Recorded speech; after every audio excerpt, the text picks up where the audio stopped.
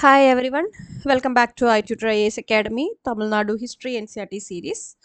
Today we are discussing Unit 5, that is Lord William Bentinck, and why he is important. He is Governor General of India around 1828 to 1835. That's the time period of Governor General of India, and he is crucial in Indian history for pioneering major social, educational, and administrative reforms. He is best remembered for banning sati. Okay, so banning sati around the time period is 1829, and suppressing Taggi, introducing English education the 1835, and becoming the first official Governor General of India. Okay, so official Governor General, first official Governor. Okay, and key reasons for historical importance of him are: one is social reform, that is Sadi regulation, and educational reformer, English Education Act of 1835 introduced, and administrative modernization, the first Governor General of India under the Charter Act of 1833, and he centralized the administration, introduced fiscal reform to stabilize the economy, and opened a higher government position to qualified Indians, and law and order. And he supported by reformers like Raja Ram Mohan Roy, and he eliminated organization robbery, that is Tagi, via Captain Sleeman. Okay, so these all are the key elements of Lord William Bentinck, and here we will discuss further in this unit. And Lord William Bentinck assumed the office of the Governor General in 1828. Okay, so this is the picture of Lord William Bentinck, and he born in 1774, and he commenced his career as a soldier, and later at the young age of 22 he became a member of parliament, and he was appointed the governor of Madras in 1803, and he supported Sir Thomas Munro on revenue administration.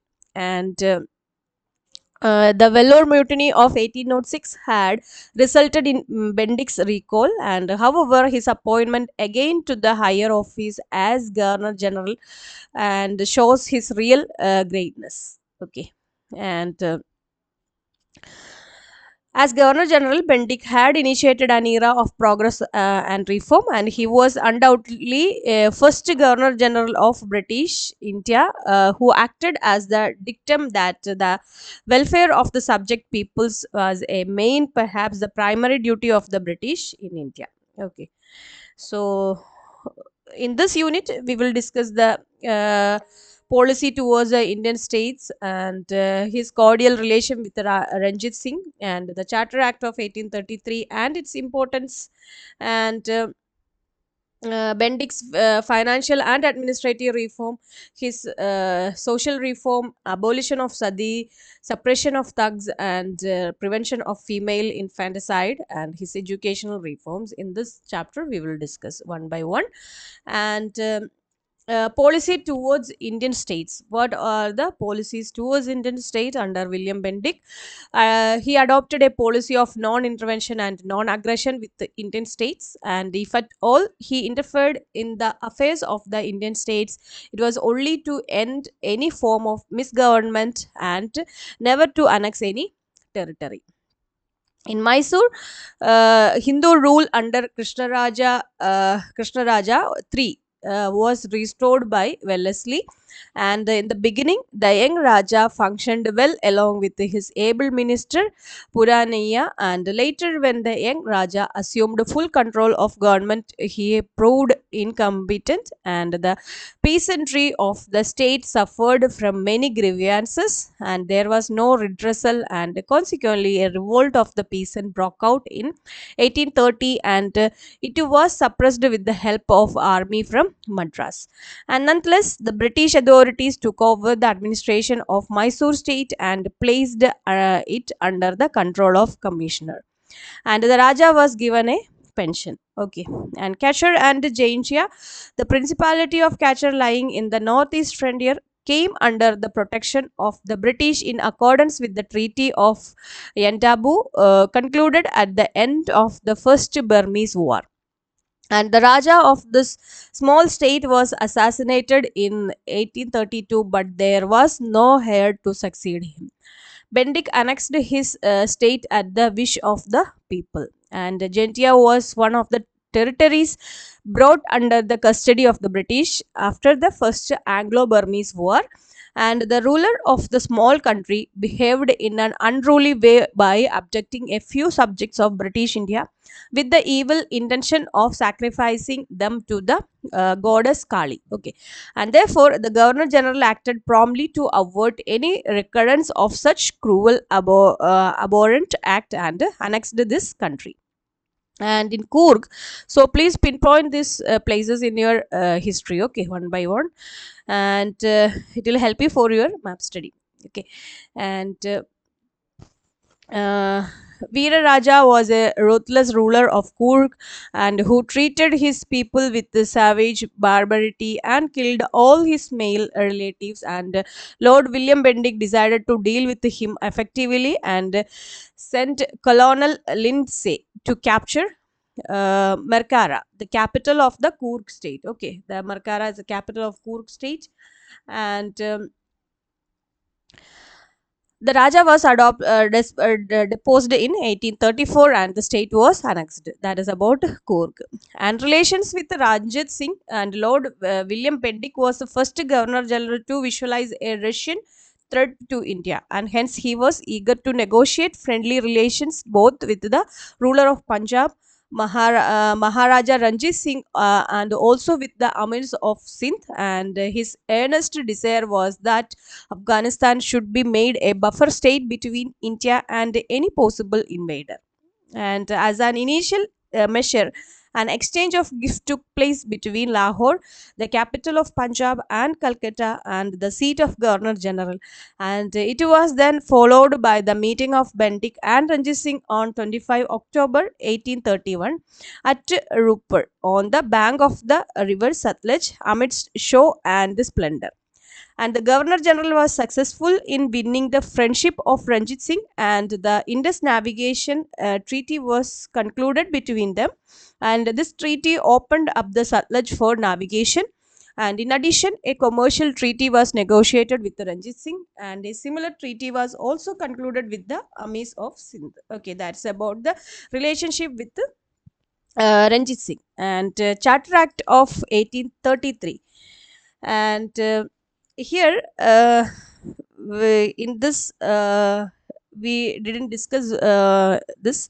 In Mysore, the Tsar Kubon was a commissioner from 1834 to 1861. Okay, and his administration was beneficial to the people of Mysore. And even today, the famous Kubon Park in Bangalore city has been named after him to remind his service to Mysore. Okay, so that is just a bit point about Sir Mark Kubon. Okay, so please note down that here in under Mysore. Okay, and the Charter Act of 1833, the Regulating Act of 1773 made it compulsory to renew the company's charter after 20 years. And hence, the Charter Act of 1793 was passed by the Parliament, and it extended the life of company for another 20 years and introduced minor changes in the existing setup.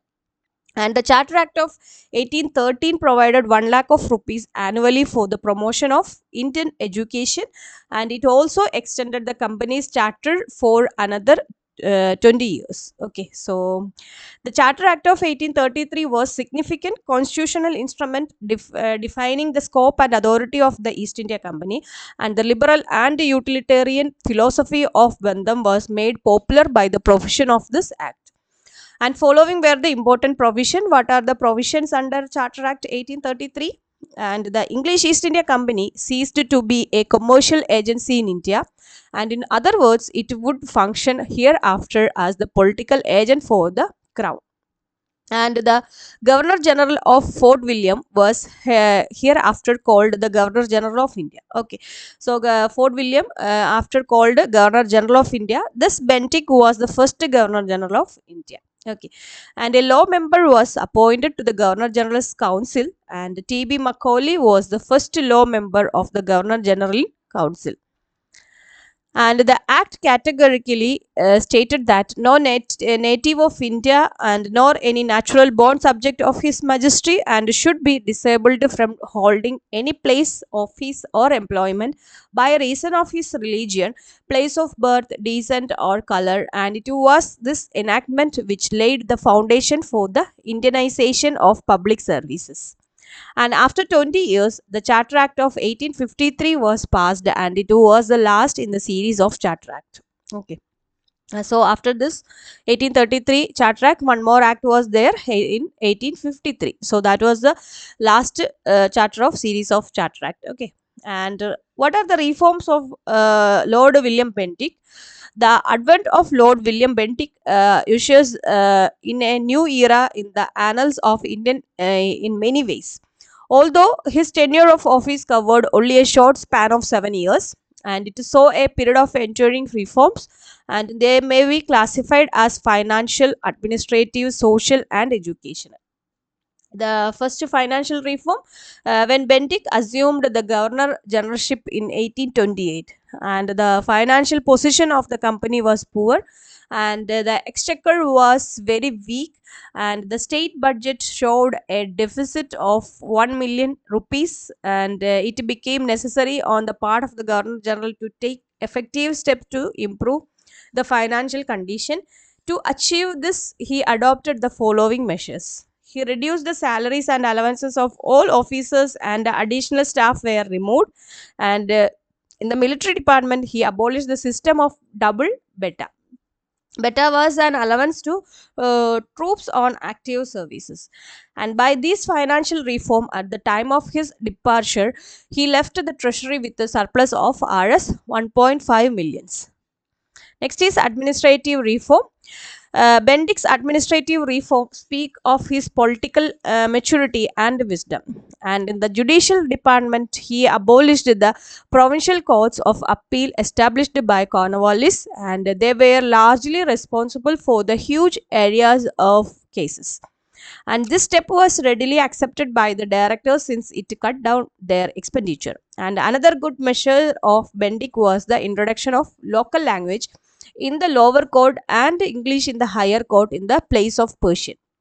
And even in matter of revenue, Bentinck left his mark, and he launched the revenue settlement of the northwest province under the control of R.M. Bird. And this settlement was for a period of 30 years, and it was made either with the tillers of the soil or with the landowners. Okay. Next is social reform. The social reform of William Bentinck made his name immortal in the history of British India. These include the abolition of sati. Okay, it's very important, and the suppression of tongues and the prevention of female infanticides. So that is about social reform. Abolition of sati. The practice of sati, the age-old custom of burning of widows alive on the funeral pyre of their husband, was prevalent in India from ancient time, and this inhuman social custom was very common in North India, more particularly in Bengal. Okay. And Bentinck was greatly distressed when he received a report of 800 cases of sati in single year, and that from Bengal. He determined to abolish this practice, which he considered an offense against natural justice. Therefore, he became a crusader against it and promulgated his regulation. And on 4th December 1829, prohibiting the practice of sati. And those who practiced sati were made liable for punishment by law courts as accessories to the crime. And the regulation was extended to the Madras and Bombay presidencies in 1830. Okay. Suppression of tongues, the most commendable measure which Bentinck undertook, and which contribute to the material welfare of the people, was the suppression of the tongues. And they were hereditary robbers, and they went about in small groups of 50 to 100, posing a commercial gangs or pilgrims, struggling and robbing peaceful travelers, and they increased in number in central and northern India during the 18th century, when anarchy reigned after the disintegration of the Mughal Empire. And a campaign was systematically organized by Colonel Sleeman, from 1830 against the Thugs, and during the course of 5 years, nearly 2,000 of them were captured, and a greater number of them were exterminated, and the rest were transported to the Andaman and Nicobar Island. For his role in the suppression of Thugs, Sir William Sleeman was known as Chunky Sleeman. Okay, so that is about the suppression of Thugs. Okay, and female infanticide, one of the other social reform. Female infanticide was one of the horrible and heartless deeds committed by even by the civilized people, and this practice, killing female infants, was very much prevalent in places like Rajputana, Punjab, Malwa, and Kutch. Bentinck took effective step to prevent the ritual of child sacrifice at Sogar Island in Bengal, and he not only prohibited female infanticide but declared them as punishable crime. And also he introduced the introduction of English education. The introduction of English education was significant even in of Lord William Bentinck administration, and he appointed a committee headed by Lord Macaulay to make recommendation for the promotion of education. In his report, Macaulay emphasized the promotion of European literature and science through English medium to the people of India, and this recommendation was wholeheartedly accepted by William Bentinck. The government resolution in 1835 made English the official and literary language of India. And in the same year, William Bentinck laid foundation of Calcutta Medical College. Okay, and this is all about the reforms under him. And estimate of William Bentinck. Bentinck was a straightforward, honest, upright, benevolent, sensible man, and his social reforms such as abolition of sati and prevention of child sacrifice eradicated age old evils from Hindu society. And it is gratifying to note that the Bentinck acted where others had talked. To enforce the regulation regarding the prohibition of sati, he was prepared to risk his own position, and such a courage and straightforwardness were seldom found among the administrators of those days, and his educational reform heralded a new age in India. Okay, so that is all about him. And after William Bentinck, Lord Auckland became the Governor General. The time period of Lord Auckland is 1836 to 42 after William Bentinck. Okay, the first Afghan war around 1836 to 42 was fought during his administration, and due to his failure in Afghanistan, he was recalled in 1842, and Lord Ellenborough succeeded him and ended the Afghan war, and he also annexed the Sindh, and Lord Harding the around 1844 to 48 for the first Anglo-Sikh war, that is 1845 to 46, and concluded the Treaty of Lahore. Okay, so these are the small time period for governor generals. That's why in last chapter also we discussed. And after William Bentinck, Lord Auckland, was a short period of time there was a governor general. Okay, and please note down this. And from this chapter, we just discussed William Bentinck, despite following the policy of non-intervention, compelled to annex the state like Mysore, and also he achieved friendship with Raja Ranjit Singh of Punjab and concluded the Treaty of Amritsar, and the importance of the Charter Act of 1833, and Bentinck efficient administrative measures through financial and administrative reform. And Bentinck inaugurated an era of social reform which included the abolition of sati, suppression of tongues, and prevention of female infanticide. And his educational reform remained the basics for the modernization of India, that is English education. Okay, so these all we discussed in the chapter, and so today we end here with this. And for more content, you just do like, share, and subscribe our channel. Thank you so much.